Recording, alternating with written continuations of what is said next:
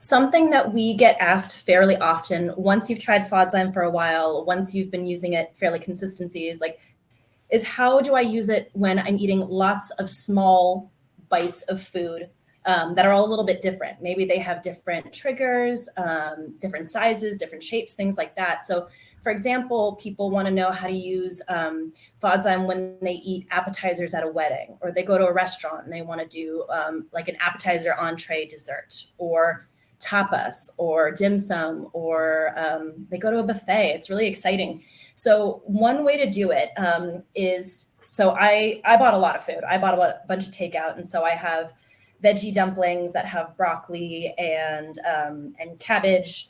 I have spring rolls that have cabbage and carrots. I got chicken with zucchini and some plain rice, but like lots of different things. And I want to eat it all, and I want to eat it at different times.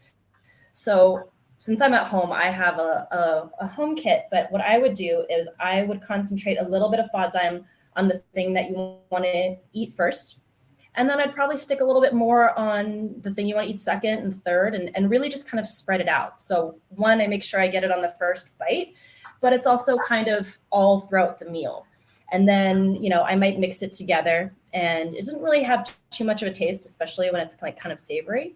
And another thing is, if you are eating a food that doesn't contain FODMAPs, I get this question fairly often. Like, for example, this plain white rice, I wouldn't necessarily concentrate my FODZYME on that. I'd place it on the places or that I think or I know contain high FODMAP foods.